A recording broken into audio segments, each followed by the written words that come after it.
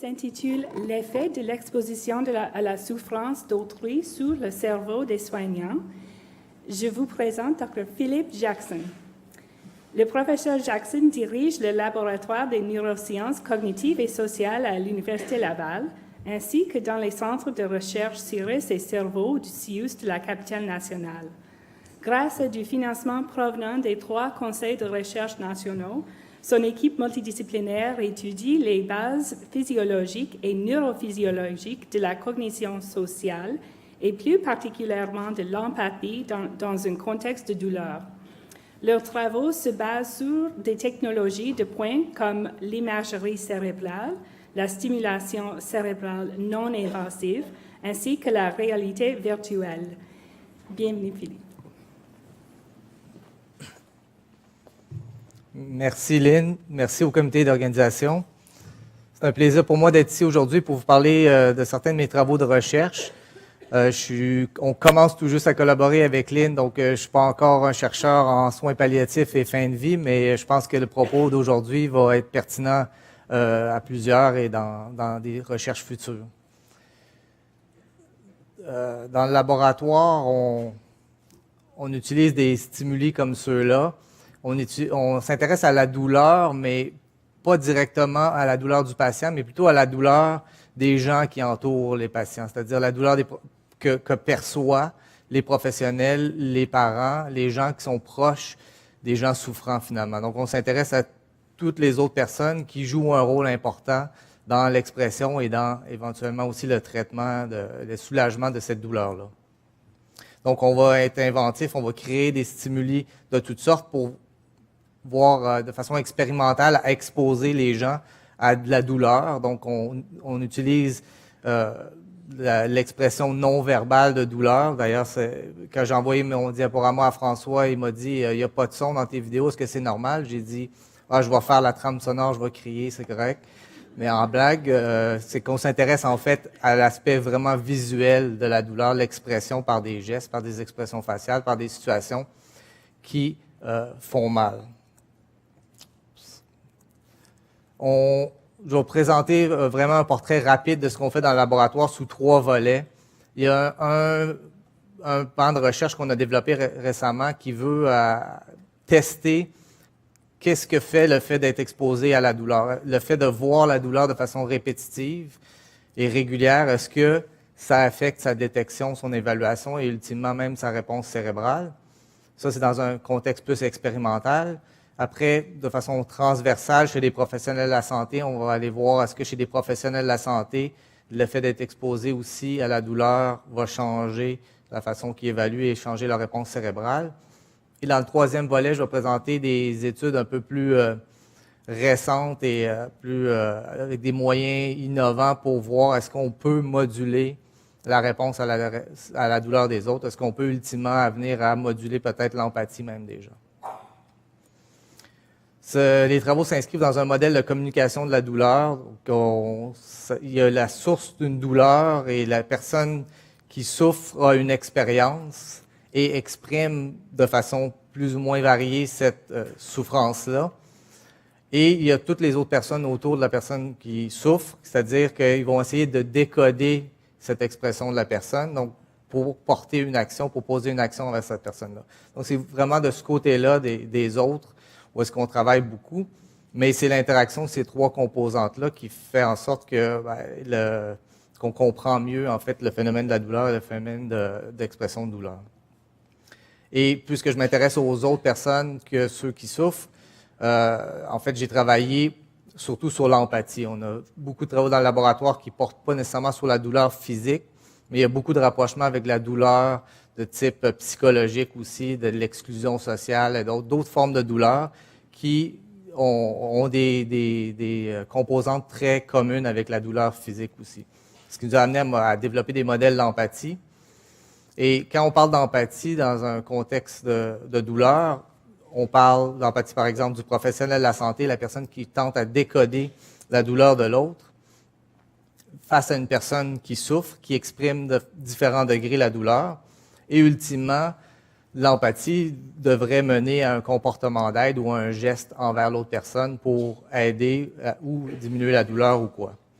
Mais la personne qui a à décoder cette douleur-là, il y a plusieurs processus cognitifs. L'empathie, c'est pas un processus, c'est vraiment une combinaison de processus cognitifs. C'est ce qu'on a montré, et que d'autres travaux ont montré dans le laboratoire, c'est qu'on est capable de dissocier un peu ces processus-là, de mieux les comprendre et de comprendre qu'ils ont peut-être des bases cérébrales différentes. Par exemple, quand on est empathique envers quelqu'un, il y a un aspect affectif, émotionnel très évident. On reconnaît l'émotion ou la douleur ou quoi évoqué par l'autre et on partage jusqu'à un certain point cette expérience-là. Il y a des processus cognitifs qui vont nous permettre de peut-être se distancer de cette émotion-là qu'on reçoit de l'autre et plus d'évaluer sa perspective, comment la personne se sent, pourquoi la personne se sent de cette façon-là et autres. Donc, ces processus émotionnels versus cognitifs sont un peu en équilibre et peuvent varier. Le poids d'un et l'autre peuvent varier selon le contexte, selon la situation, l'expérience des gens. Et il y a des processus, donc des mécanismes de régulation qu'on pense qui sont impliqués dans ce ballon-là, si on veut. Et les travaux de plusieurs années ont montré que ces deux réseaux-là, donc l'aspect affectif de l'empathie versus l'aspect cognitif, que dans certains autres domaines, on parle de mentalisation ou prise de perspective, auraient des circuits différents, des circuits cérébraux différents qui sous-tendraient ces processus-là. Par exemple, ce qui est intéressant aussi, il y a d'autres travaux qui ont montré que l'aspect affectif de la douleur, voir quelqu'un qui a de la douleur, va activer de façon systématique des réseaux ou des régions comme le cortex cingulaire antérieur, l'insula antérieur, qui sont aussi des régions qui sont systématiquement activées quand on reçoit nous-mêmes des stimuli nociceptifs. Donc, il y a vraiment comme un partage de cet aspect désagréable-là de la douleur qui est reflété dans le cerveau des gens qui observent la douleur de quelqu'un d'autre. Mais qu'en est-il quand on voit de la douleur de façon répétée? Qu'est-ce qui arrive au cerveau? Qu'est-ce qui arrive sur le comportement? Donc, l'objectif, c'était vraiment d'avoir un modèle expérimental de surexposition à la douleur puis de voir qu'est-ce qui arrive. C'est un modèle qu'on a utilisé, en fait, on s'est basé sur celui de Ken Perkachin à l'Université de Northern British Columbia, avec qui on collabore d'ailleurs, qui avait montré, lui, que juste par une expérience très simple, où est-ce qu'on présente des vidéos de gens qui expriment de la douleur, donc une série d'images ou de courts clips vidéo de la même personne qui exprime la douleur. Puis après, on montre de façon très rapide, de quelques centaines de millisecondes, une autre image de douleur. On va avoir un biais conservateur, c'est-à-dire que les gens vont avoir moins tendance à attribuer de la douleur. Si on demande est-ce qu'il y a de la douleur ou pas dans le clip test à la fin, on va avoir moins tendance à attribuer de la douleur à ce clip test-là quand on va avoir eu plusieurs images de douleur juste avant. Donc ça avait été démontré, on l'a reproduit en laboratoire et on s'est posé la question, est-ce que c'est juste un effet d'amorçage ou sous-conscient, si on peut dire? Est-ce que si on évalue la douleur de quelqu'un, si on prend quelques secondes pour évaluer sa douleur, ça va être le même effet? Par exemple, si on demande sur une échelle visuelle analogue de coter la douleur de cette personne-là sur le clip test, et ce qu'on a montré, c'est qu'effectivement, les gens vont attribuer moins de douleur sur une échelle visuelle analogue à ce clip test-là, juste par le fait d'avoir été exposé à des images de personnes qui expriment la douleur avant. Comparativement, le groupe contrôle, c'est des images neutres, donc les mêmes personnes visuellement dans la même situation, mais qui n'expriment pas de la douleur. Donc, dans certaines études qu'on a faites après, on a dit, est-ce que cet effet-là s'accompagne des changements cérébraux qui seraient impliqués dans les régions ou dans les systèmes qu'on a présentés auparavant? Donc, ça, c'est un peu le design expérimental, c'est-à-dire qu'il y a un groupe qui va être exposé en haut à de la douleur versus en bas à une condition contrôle, puis on va toujours regarder qu'est-ce qui se passe dans un clip test de quelqu'un d'autre qui exprime la douleur par la suite. Donc, ce qu'on a montré, c'est qu'effectivement, le phénomène de détection, on le reproduit. Donc, on a tendance à être plus conservateur dans notre attribution à la douleur des autres. On a tendance à sous-évaluer la douleur de quelqu'un d'autre après l'avoir vu plusieurs images de douleur. Et sur le plan cérébral, on a fait au moins 2 expériences. Une avec l'électroencéphalographie. Je ne rentrerai pas dans les détails techniques, mais c'est une technique qui permet de regarder la réponse cérébrale en fonction de sa réponse électrique et des changements de ce qu'on appelle des potentiels, les potentiels évoqués. Puis certains de ces potentiels-là sont à une durée très précise, donc peuvent arriver 100 millisecondes, 500 millisecondes après une stimulation, donc après l'image. Et certains de ces potentiels-là ont été associés à des processus cognitifs assez précis. Donc, dans notre étude, On a fait de l'électroencéphalographie pendant ce même paradigme-là. Et ce que je montre très brièvement ici, c'est les résultats de la P100. La P100, c'est un des potentiels qui est très rapide, 100 millisecondes après avoir vu la photo. Ce potentiel-là est, en fait, ce qu'on voit en bas, parce qu'en haut, c'est pas très clair, mais en bas, ce qu'on voit, c'est que le groupe qui n'a pas été exposé à ces stimuli de douleur-là avant le clip test, ils vont différencier. La réponse cérébrale de la P100 va être différente selon que les clips sont neutres ou douloureux après. Donc, le clip test, si on présente douleur ou neutre, la réponse va être plus importante pour neutre. Ça, c'est dans un contexte où est-ce que les gens doivent chercher la douleur, alors voir un clip neutre, ça évoque une réponse plus grande dans la P100, normalement. Alors que le groupe qui a été exposé, donc après avoir vu plusieurs images de douleur, cette réponse-là, qui est une réponse très tôt dans le processus, 100 millisecondes, associée à des processus presque sous la conscience ou très rapides, attentionnels, bien, le groupe exposé, la réponse n'est pas différente pour ces deux conditions-là. Donc, il y a comme une espèce d'atténuation là, de cet effet-là, après avoir vu de la douleur de façon répétée. Si on regarde un autre potentiel qui est beaucoup plus tardif, à 4 à 600 millisecondes, qui est le Late Positive Potential, qui est LPP, ce qu'on voit, c'est encore la même chose, c'est-à-dire que là, le groupe non exposé, le groupe exposé, montrait des différences de réponse entre douleur et non-douleur, mais la différence, bien, il y avait une interaction, et la différence des non-exposés était plus importante. Donc, la différence des gens qui avaient été exposés était moins importante, ce qui suggère encore une fois sur l'élément plus évaluation de la douleur sur le plan affectif était diminuée chez les gens exposés, ou la réponse cérébrale associée à ça. On a fait le même paradigme, mais cette fois-ci avec une autre technique, l'imagerie par résonance magnétique fonctionnelle, qui est une technique qui est plus précise quant à la localisation spatiale d'une activité. Donc, au lieu d'aller voir le décours temporel, on va plus s'intéresser à quelles régions sont plus ou moins activées quand on voit ces images-là. Puis, de façon très résumée, quand on compare l'activité cérébrale d'un groupe versus un autre, le groupe contrôle qui n'a pas vu d'image de douleur versus le groupe qui a vu des images de douleur, ce qu'on voit, c'est qu'il y a plus d'activité cérébrale dans les régions comme l'insula, que j'ai mentionné au début, qui était une région importante dans le traitement de l'aspect émotionnel, bien, dans un contexte empathique, mais aussi par rapport à la douleur. Donc, l'aspect affectif de la douleur semble atténué de façon relative, atténué chez les gens exposés. Donc, c'est deux résultats concordants qui montrent que voir la douleur de façon répétée change notre évaluation et change l'activité cérébrale associée aux réponses affectives en lien avec cette réponse-là. Le deuxième volet, ce qu'on s'est dit, bien, est-ce qu'on pourrait trouver un modèle expérimental pour voir si cet effet-là est présent chez des gens qui sont exposés de façon chronique, entre guillemets, de façon régulière, au jour le jour. Puis on s'est dit, bien, les professionnels de la santé qui travaillent dans des milieux comme des soins palliatifs ou des milieux comme aux soins intensifs, qui voient de la douleur tous les jours et qui sont impliqués même dans le traitement et parfois causer certaines de ces douleurs-là, est-ce que ces gens-là, leur réponse serait différente que des gens qui ne sont pas exposés de façon journalière ou de façon quotidienne à cette douleur-là? On avait une collaboration avec Margot Latimer, qui est à Halifax, qui est une infirmière-chercheur, qui a développé cette banque de vidéos-là, qui est spécialisée en soins néonataux, donc elle s'intéresse à la douleur aux soins néonataux. Donc, on a développé une banque de vidéos où est-ce qu'on a des images contrôlées comme ça, où est-ce qu'il y a une douleur qui est infligée à un bébé de façon nécessaire pour des soins, et des vidéos qui sont plus de contrôle, où est-ce qu'il y a du mouvement aussi, mais qu'il n'y a pas d'expression ou de geste de douleur impliqué dans le bébé. Puis là, ce qu'on va comparer, c'est est-ce que la réponse cérébrale des infirmières versus des gens qui travaillent dans le milieu hospitalier, mais qui ne sont pas directement en soins avec les patients, qui ne voient pas la douleur de façon journalière, est-ce qu'ils vont avoir une réponse cérébrale différente?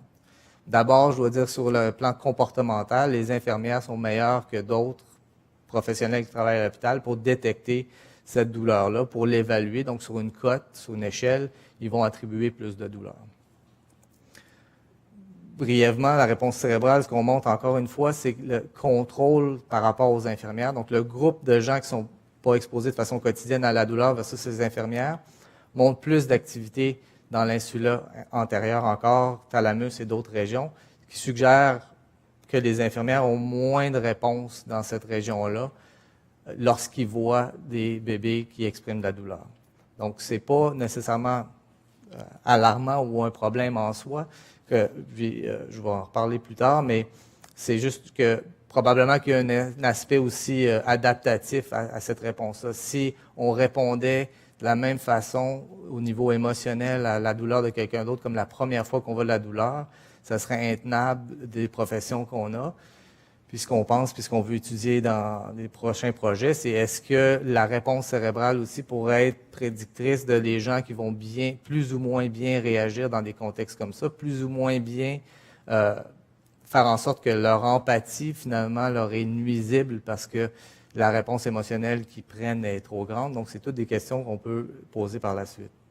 Dans cette étude-là, un autre résultat intéressant qu'on a trouvé, c'était que quand on a regardé plus spécifiquement le changement d'activité dans l'insula antérieure, et on l'a corrélé avec les années d'expérience de nos participants, et le groupe contrôle en bleu, on voit qu'il n'y a pas de relation, alors que le groupe d'infirmières, il y a une relation inverse, c'est-à-dire que les infirmières qui avaient plus d'années d'expérience, c'est celles qui montraient aussi le plus ou le moins d'activité dans cette région-là, ou on pourrait dire le plus de diminution potentielle de cette région-là. Donc, comme si il y a peut-être un effet adaptatif de diminuer la réponse de cette région-là avec les années. On a aussi fait une étude expérimentale où on regardait non pas l'évaluation de douleur, mais cette fois-ci, on s'est interrogé sur quand on voit de la douleur, qu'est-ce qu'on fait? Est-ce qu'on aide la personne? Comment on aide la personne? Puis avec Michel Pierre-Coll, un de mes étudiants au doctorat, on a essayé d'opérationnaliser ce que c'est que offrir de l'aide dans un contexte hospitalier où est-ce qu'on voit quelqu'un qui exprime de la douleur. Puis ce qu'on s'est dit, c'est on va l'opérationnaliser en parlant de temps. Donc, au lieu de demander aux gens combien de douleur cette personne-là a dans la première image, on leur demande combien de temps vous allouez à cette personne-là pour l'aider. Donc, la décision n'était pas du tout sur la douleur, mais sur combien vous voulez aider la personne. Et on donnait une rétroaction en fonction de l'aide qu'il avait apportée. Si on apporte beaucoup d'aide, la douleur va diminuer. On devait montrer une image où est-ce qu'il y avait une résolution ou une diminution de la douleur. Alors que s'il ne donnait pas de temps du tout, pas d'aide, la douleur restait la même. Donc, c'est une façon expérimentale parce qu'on s'entend qu'on est dans des études où est-ce qu'on regarde le cerveau des gens, l'activité cérébrale. Donc, on a essayé de mimer une situation empathique dans un scanner, c'est pas évident. Donc, c'est une façon qu'on a de réduire ça de façon expérimentale, si on veut.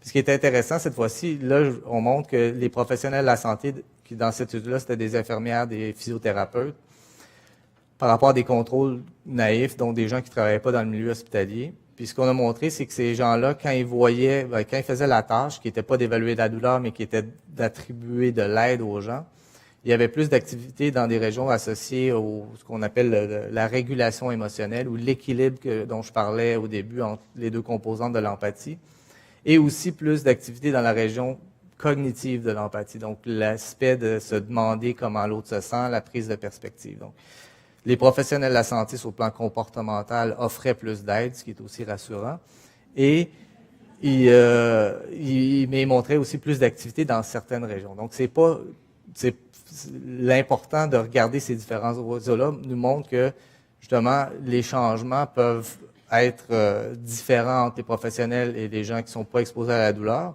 Et ultimement, ce qu'on aimerait voir, c'est peut-être que ces changements-là sont différents au sein de sous-groupes, au sein de professionnels, en fonction de leur réponse, de leur réaction à l'adversité, à la douleur des gens dans le milieu.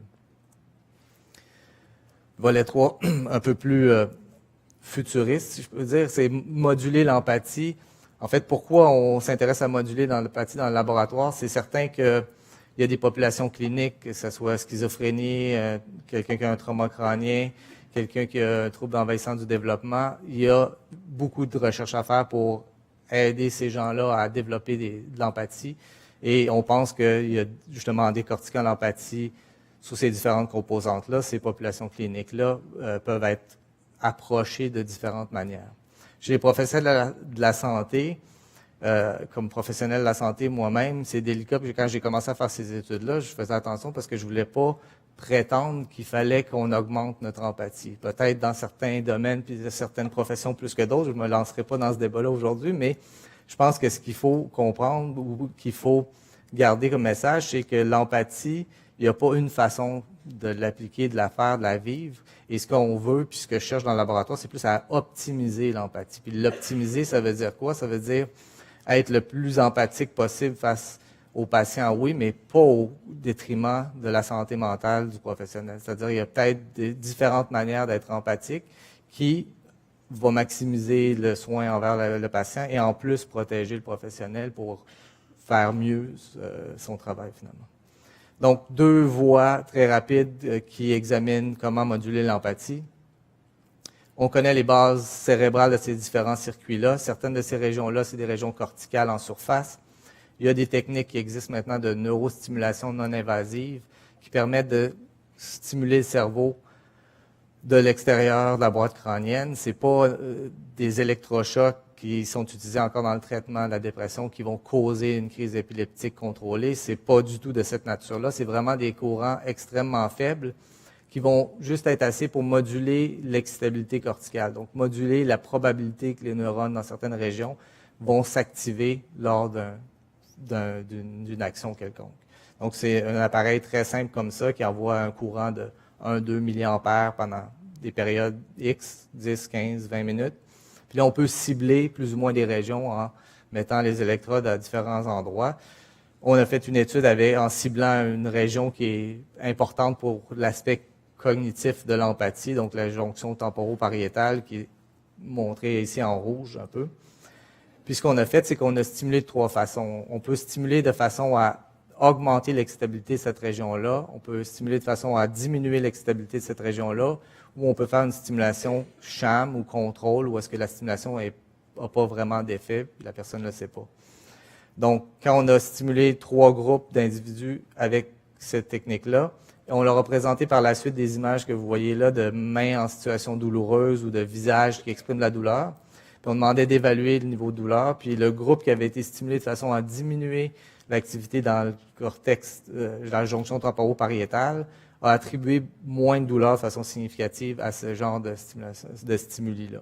Donc, juste par la stimulation, on a modulé un peu le comportement, dans ce cas-ci, d'évaluation de douleur à très court terme.